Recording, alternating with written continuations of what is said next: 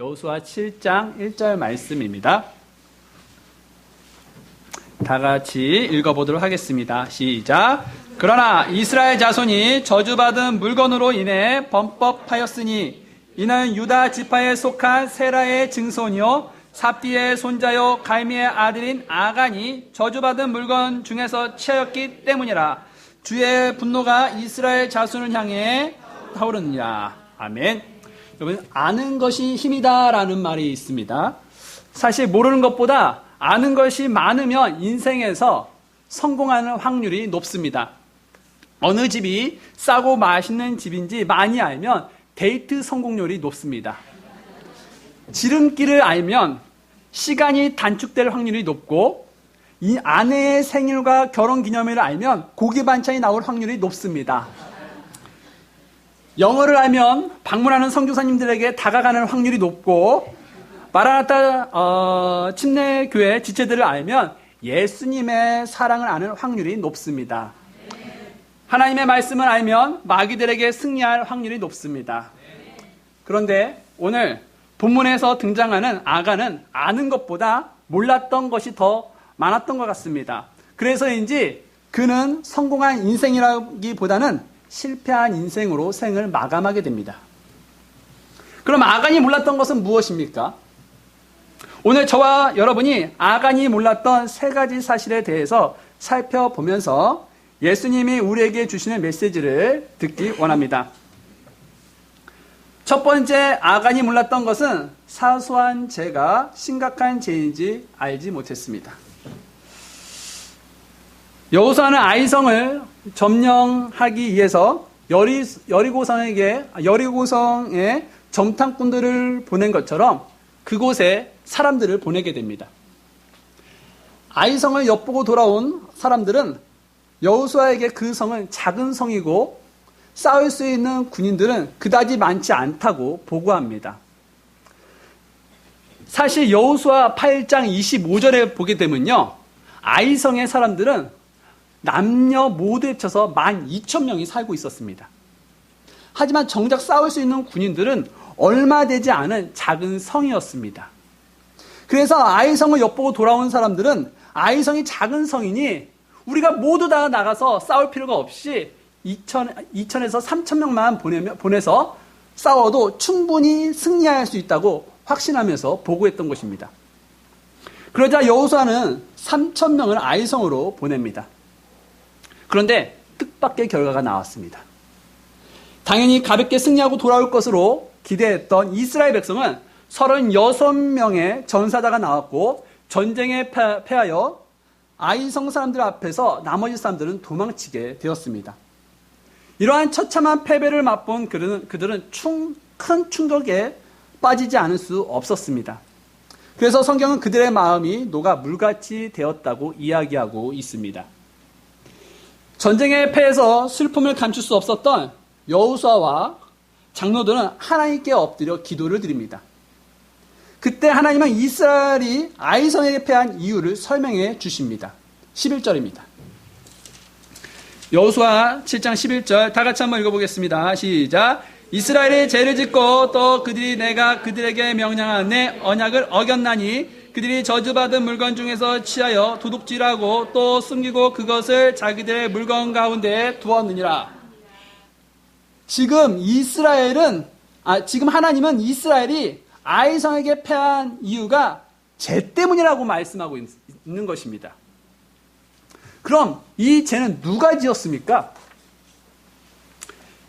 1절 말씀 다시 한번 보겠습니다. 1절 다시 한번 우리가 본문으로 삼아서 읽어봤지만 다시 읽겠습니다. 시작. 그러나 이스라엘 자손이 저주받은 물건으로 인해 범법하였으니 이는 유다 지파에 속한 세라의 증손 삽디의 손자 갈미의 아들 아간이 저주받은 물건 중에서 취하였기 때문이라. 주의 분노가 이스라엘 자손을 향해 타오르니라. 네, 지금 죄는 누가 지었다고 말씀하고 있습니까? 아간입니다.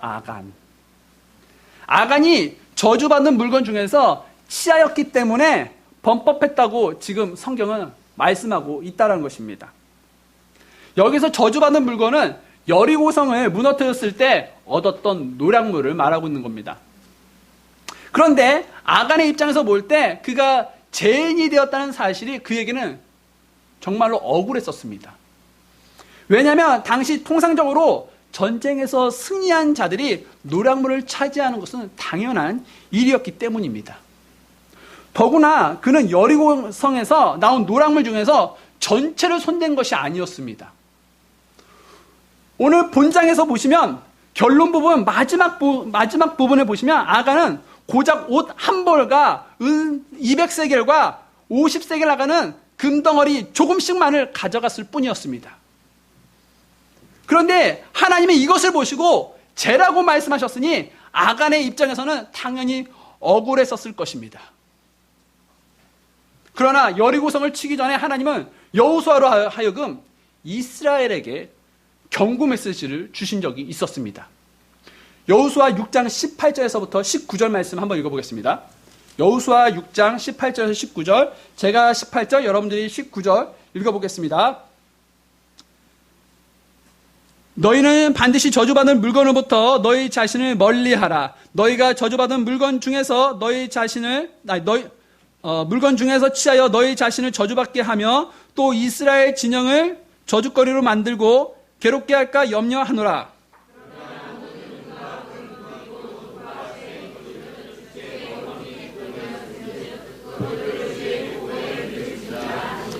지금 하나님께서 무슨 말씀을 하고 계셨던 것입니까? 하나님은 여리고성에서 승리했을 때 반드시 저주받은 물건으로부터 멀리하라고 말씀하고 있었던 것입니다. 그러니까 노략물을 취하지 말라고 말씀하시는 것이었습니다. 그러나 아간은 이 정도는 괜찮겠지라고 생각하고 금지된 노략물 조금을 감추었던 것입니다. 혹시 우리 중에 아간이 노략물 중에서 아주 조금을 손댄 것인데 그것이 어떻게 죄냐고 물으실 분도 계실 것입니다. 그러나 우리가 죄의 어원을 알게 되면 아간의 죄는 정말로 심각한 죄라는 사실을 알 수 있습니다. 죄는 본래가 관역에서 빗나가다입니다. 그래서 화살이 관역을 빗나가는 것이 죄입니다. 그런데 관역을 1mm 빗나가든 관역이 1cm 빗나가든 관역에서 1m 빗나가든 빗나가는 것은 똑같다는 것입니다. 이게 무슨 말씀입니까? 하나님의 말씀은 아주 조금 어겼든지 아니면 어느 정도 어겼든지 아니면 많이 어겼든지 죄는 죄라는 것을 말씀드리는 것입니다. 아간은 하나님께서 여리고성에 나오는 물건을 멀리하라고 말씀하셨다면 그는 아주 조금이라도 취해서는 안 되었습니다. 그러나 아간은 어느 정도는 괜찮겠지 라고 생각하고 노략물에 손을 대었던 것입니다. 여러분 혹시 우리도 예수님께서 하나님께서 하지 말라라고 말씀하셨는데 이 정도는 괜찮지 않나? 다음에 하면 되지 뭐. 다음에 안 하면 되지 뭐. 조금인데 뭐 어때? 남들도 다 하잖아. 이런 식으로 세상과 적당히 타협하며 살고 있지는 않으십니까? 그러나 우리가 기억해야 할 것은 하나님의 말씀에 1mm라도 빗나가면 그것이 죄가 된다는 사실을 절대로 잊지 마시기 바랍니다. 아간은 어느 정도 괜찮겠지라고 생각하고 죄를 지었습니다. 그러나 그가 지은 사소한 죄의 결말은 어떻게 되었습니까? 25절입니다.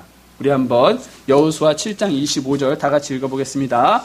시작. 여호수아가 이르되 내가 어찌하여 우리를 괴롭게 하였느냐? 주께서 이날 너를 괴롭게 하시리라 하매 온 이스라엘이 그를 돌로 치고 그들을 돌로 친 뒤에 불로 태우며.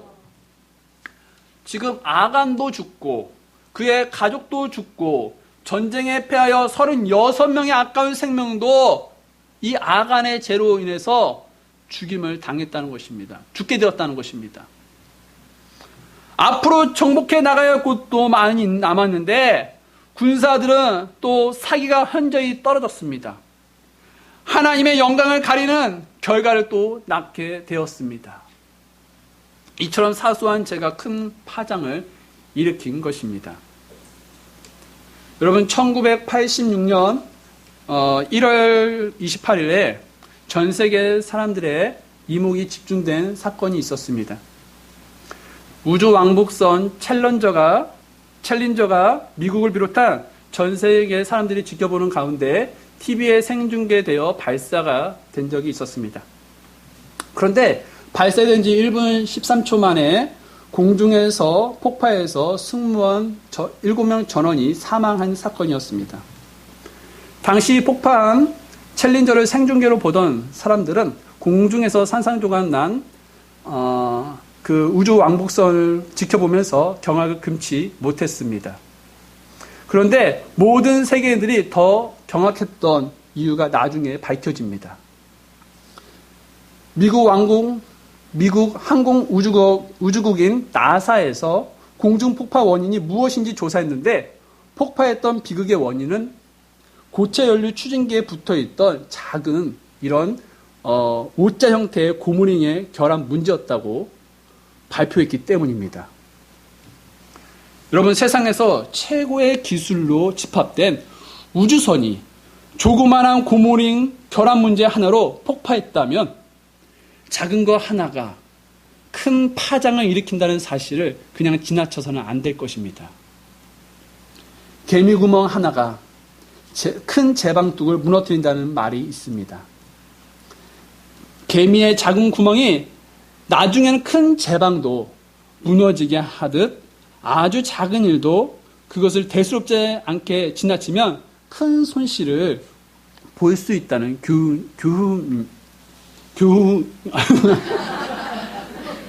교훈입니다. 여러분 분명히 기억하십시오. 작은 죄가 우리의 가정을 파괴하고 사회를 흔들고 교회를 무너지게 하는 결과를 초래할 수 있다는 것입니다.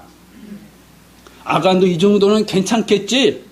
라고 생각했던 작은 죄로 인해 이스라엘 전체가 패배의 고통을 맛보아야 했을 뿐만 아니라 그와 그의 가정 모두가 불태워 죽게 되었다는 것입니다. 따라서 하나님 앞에서 사소하고 작은 죄라도 피 흘리기까지 대항하셔서 승리하는 은혜가 있기를 원합니다. 두 번째로 아간이 몰랐던 것은요, 그가 죄를 지을 때 누군가가 보고 있다는 사실을 미처 알지 못했다는 것입니다. 여러분 개구리 소년이라는 말 들어보셨습니까? 1991년 3월 26일 대구 달서구에서 5명의 학생들이 도룡뇽 알을 주러 집에 나섰다가 실종이 된 사건이었습니다. 실종되었습니다.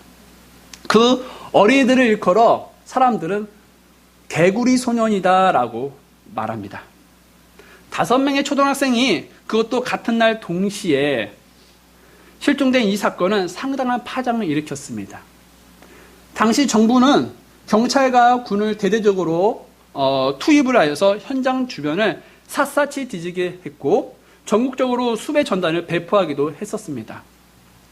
특히 공중전화 카드 그 뒷면에 보시면, 앞면에 보시면 그 초등학생 그 5명의 사진이 실려 있었던 거 여러분들 다 기억하시죠? 저만 기억하나요? 네. 또 엽서랑 또 그 만화책, 이런 비디오 테이프, 이런 곳에서 그 학생들의 사진이 실려 있으면서 그 아이들을 찾으려는 많은 힘이 동원이 된 적이 있었습니다. 하지만 24년이 지난 오늘까지 개구리 소년은 집으로 돌아오지 못했습니다. 그런데 사실 사건 발생 11년 만인 2002년에 아이들의 초등학생들의 유골이 와룡산에서 발견이 됐었습니다. 와룡산에서 도토리를 줍던 한 시민이 유골을 발견하였고 유골을 감정한 결과 그 개구리 소년이 맞다는 판정이 나왔습니다. 그런데 그 소년들의 유해 발굴 현장 근처에서 총알과 탄피가 무려 80여 정이 발견되었고 특히 2점은 유해 속에서 나왔다고 합니다. 이 정부는 이 같은 사실을 비춰볼 때 아이들이 타살당한 것으로 판정 내렸습니다. 끝내 이 사건의 범인은 밝혀지지 않았습니다. 이 사건은 범인이 증거가 될 만한 어떠한 물건이나 사실도 전혀 남기지 않고 자기의 범행 사실을 완전하게 숨겼던 것입니다. 그래서 피해자는 있는데 가해자가 없습니다. 우리는 이것을 완전 범죄라고 부릅니다. 오늘 아간도 완전 범죄로 이스라엘 전체의 눈을 감쪽같이 속였습니다. 그는 여리고성이 무너지고 나서 그곳에 들어가 여러 상황과 정황과 사람들의 눈을 피해 아무도 모르게, 심지어 그의 가족들도 모르게 그의 집에다가 노량무 일부를 감추어 두었습니다. 더구나 그의 범죄를 눈치챌 만한 어떠한 증거도 전혀 남기지 않았습니다. 그래서 아간은 확신했습니다. 이것은 완전 범죄라고 말입니다. 보통 사람들은 죄를 지을 때 완전 범죄를 꿈꿉니다. 그래서 일단 사람들의 눈을 피합니다. 그리고 피하고 목격자가 있으면 범죄가 실패하기 때문에 이렇게 사람들의 눈을 피하는 것 같습니다. 그리고 요즘은 CCTV를 피합니다. 저희 교회도 CCTV가 있는데 CCTV에 딱 걸려 구속되는 경우가 많기 때문입니다. 최근 캣맘 사건에 대해 들어보셨습니까? 얼마 전 용인시 한 아파트에서 한 여성이 낙하된 큰 돌로 인해 사망한 사건이 있었습니다. 이 여성은 길 고양이 집을 지어주려다가 본병을 당했습니다. 그러나 CCTV에서도 별다른 증거가 발견되지 않았고 목격자도 없는 상황, 탐문수사도 진척이 없어 사건은 점점 더 미궁 속으로 빠져들었습니다. 그러던 중 한 주민으로부터 결정적인 제보를 받게 됩니다. 사건이 발생한 당일 초등학생이 옥상에 있었다는 것입니다. 주민의 목격대로 학생들이 옥상에 올라가는 모습이 CCTV에 확인되었고 경찰은 초등학생들에게 자백을 받았던 것으로 전해집니다. 범죄자는 사람의 눈을 피하고 CCTV를 피하면 완전 범죄를 할 수 있는 가능성이 높습니다. 그런데 사람의 눈을 피하고 CCTV를 피했다고 해도 누구의 눈은 피하지 못합니까? 맞습니다. 하나님이십니다. 죄인이 운 좋게 사람의 눈을 피하고 CCTV를 피하여 자신의 죄를 숨길 수는 있습니다. 그러나 하나님의 눈을 피할 수 없다는 것입니다. 왜 그렇습니까? 하나님의 눈은 모든 곳에 있기 때문입니다. 잠언 15장 3절입니다.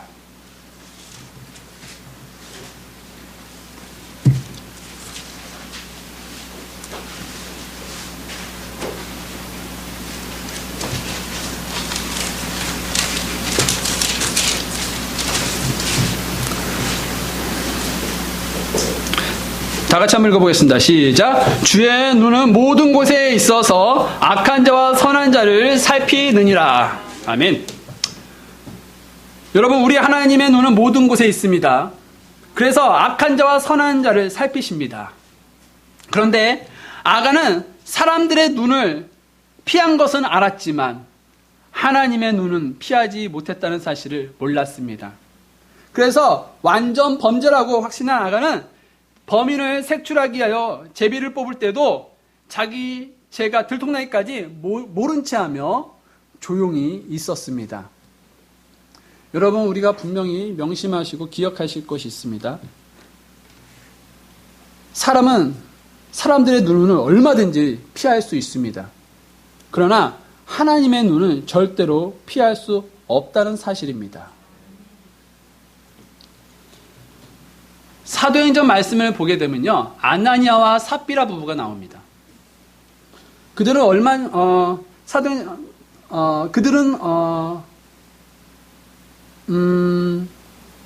아나니아와 삽비라 부부는요, 얼마 전 바나바가 자기 땅을 팔아서 그 땅 판 금액 전부를 헌금했다는 얘기를 듣게 됩니다.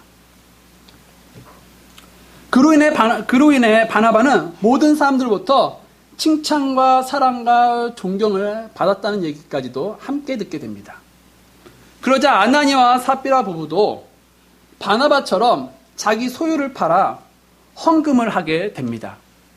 그런데 문제는 그 부부가 그들의 소유를 팔았던 땅값의 일부를 감추고 헌금을 했던 것입니다. 그들은 막상 땅을 팔고 보니 전액을 헌금하는 것이 좀 아깝다고 생각했던 것 같습니다. 그래서 아무도 보는 사람이 없기에 또 땅값을 판 가격은 그들밖에 몰랐기 때문에 일부를 감춰도 전혀 사람들이 모를 거라고 생각했습니다. 실제로 그들이 생각했던 것처럼 사도들과 교회는 몰랐습니다. 그런데 누구는 알고 있었습니까? 네, 맞습니다. 하나님이십니다. 하나님은 여리고성에서 아간이 도둑질하는 현장을 본 것처럼 아나니아와 삽비라 부부의 범죄도 보고 계셨던 것입니다. 그래서 하나님께서 베드로에게 그들이 땅값의 일부를 감춘 사실을 알려주셨고 일부를 감춘 사실이 들통나자 그 자리에서 그 부부는 죽고 말았습니다. 여러분, 우리는 하나님을 속일 수 없습니다. 우리가 은밀하게 짓는 죄는 사람들을 속일 수 있지만 하나님은 절대 속일 수가 없습니다. 그래서 은밀한 만남, 은밀한 영상, 은밀한 돈, 은밀한 컨닝, 은밀한 범죄, 은밀한 이런 모든 것들을 주님께 속일 수 없다는 사실을 기억하시기 바랍니다. 자, 그러면 우리 주변에 아무도 없을 때, 누군가가 우리를 보고 있지 않을 때 재해 유혹이 오면 우리는 어떻게 해야 하겠습니까? 은밀한 중에 재해 유혹이 오면 요셉처럼 그 자리를 도망쳐 나와야 합니다. 어느 날 요셉이 일하러 주인집에 들어가게 됩니다. 그런데 사람이 하나도 없는 것이었습니다. 그때 보디발의 아내가 요셉에게 다가오더니 그 옷을 잡고 함께 눕자라고 했습니다. 사실 주인의 아내는요, 잘생긴 요셉을 오래전부터 마음에 품고 있었습니다. 그리고 그녀는 때를 기다리고 있었던 것입니다. 그런데 마침 집에 아무도 없자 그녀는 이때다 싶어 요셉을 유혹했던 것입니다. 당시 요셉은 청년의 나이였기 때문에 유혹하는 여자를 뿌리치는다는 것은 매우 어려운 일이었습니다. 게다가 집에는 보는 눈이 하나도 없었습니다. 남편도 없었고 종들도 없었습니다. 그래서 둘이 비밀을 지키기만 하면 감쪽같이 숨기고 성적 쾌락을 즐길 수 있는 절호의 찬스였습니다. 그러나 요셉은 사람들에게 자신의 죄를 감출 수는 있지만 하나님께는 숨길 수 없다는 것을 알고 있었습니다. 그래서 그는 하나님께 죄를 지을 수 없다는 믿음으로 그 자리를 도망쳐 나오게 되었던 것입니다. 이것이 요셉이 은밀한 죄의 유혹을 이겼던 방법이었습니다. 여러분, 요셉에게 은밀한 죄의 유혹이 다가온 것처럼 우리의 삶에서도 은밀한 죄의 유혹은 다가올 것입니다. 그러나 우리가 분명히 기억해야 할 것은 하나님께 숨길 수 있는 죄는 하나도 없다는 사실입니다. 따라서 은밀한 죄의 유혹이 우리에게 다가올 때 요셉의 본을 따라 그 자리를 도망치시기를 바랍니다.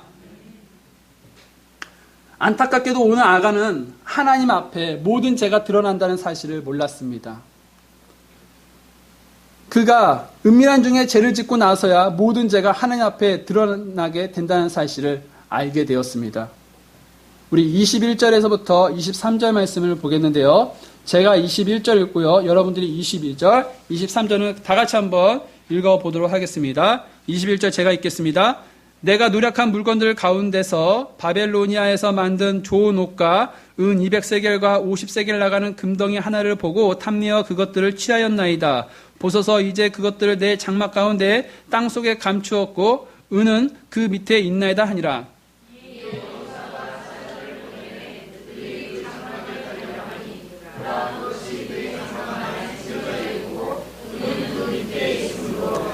23절 다 같이 읽겠습니다. 그들이 그것들을 장막 가운데서 취하고 여호수아와 이스라엘 모든 자손에게로 가져와 주 앞에 놓으니라. 네.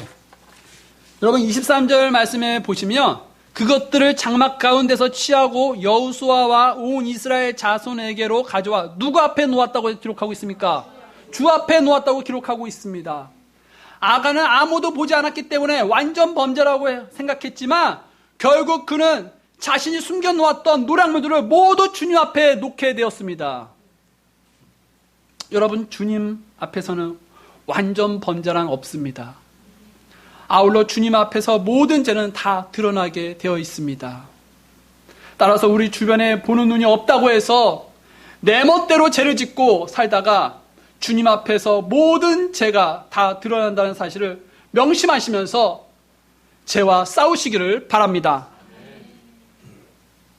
세 번째로요, 아간이 몰랐던 것은 하나님이 그에게 회개의 기회를 주고 계신다는 사실을 몰랐습니다. 한국 농구를 대표했었던 최고의 포인트 가드 하면 강동희 전 감독을 빼놓을 수가 없을 겁니다. 그는 이름 석자만 들어도 다 아는 한국 농구의 전설이자 국민적 영웅입니다.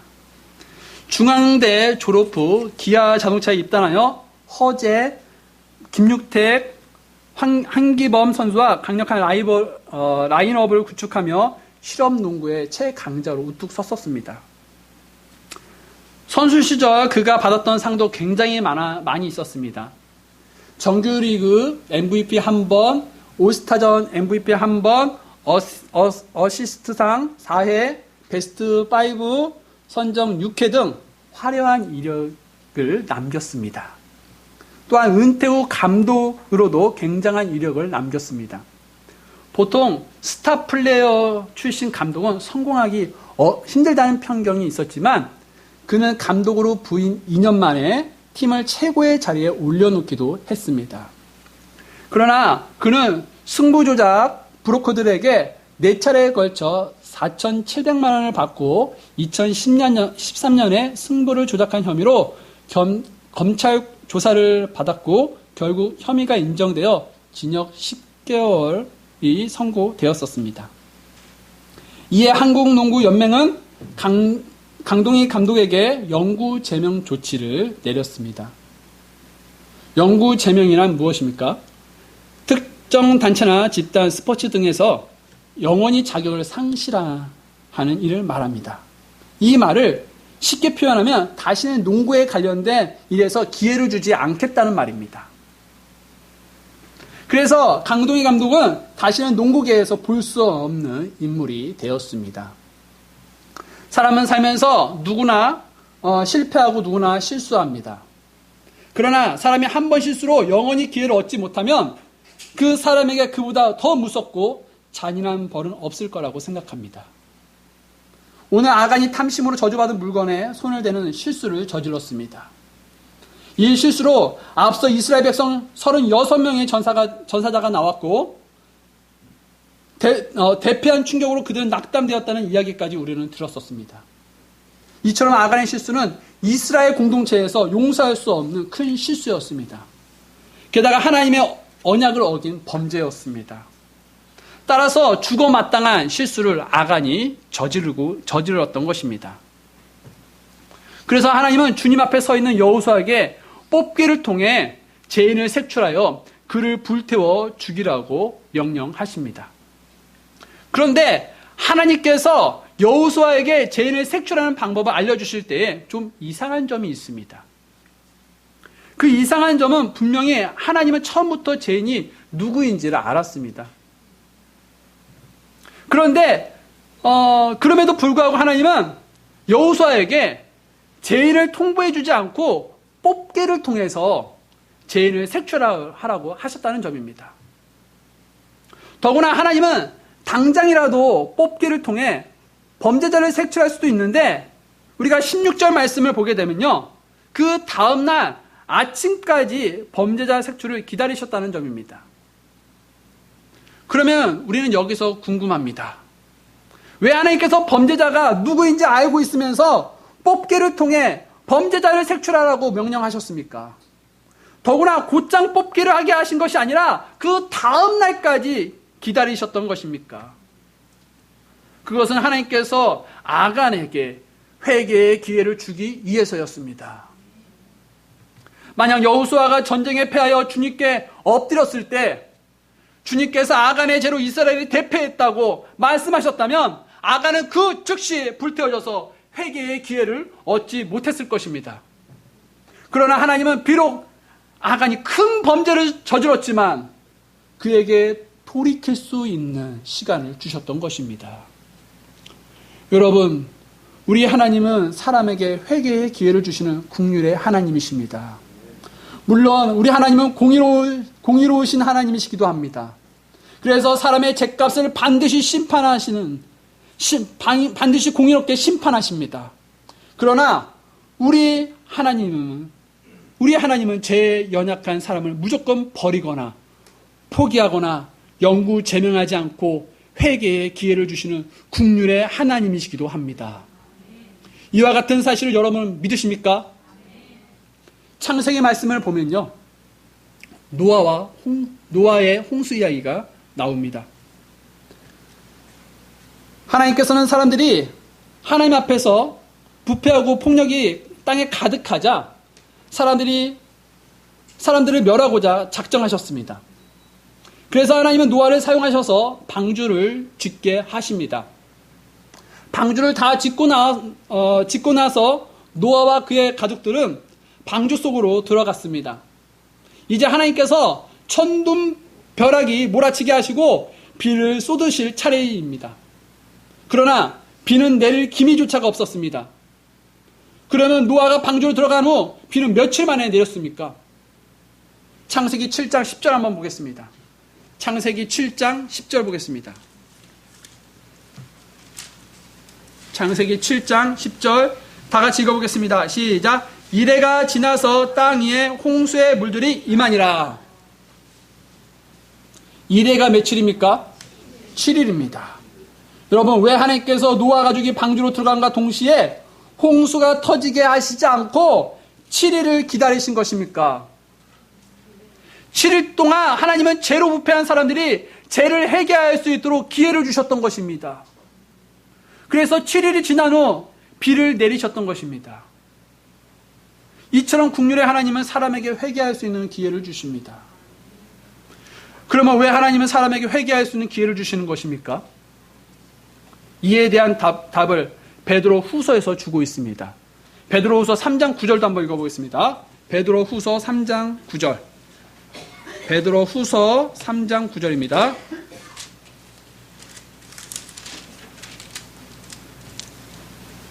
다 같이 한번 읽어보겠습니다. 시작. 주께서는 자신의 약속에 대해 어떤 사람들이 더디다고 생각하는 것 같이 더디지 아니하시며 오직 우리를 향하여 오래 참으사 아무도 멸망하지 아니하고 모두 이르길 원하시느니라.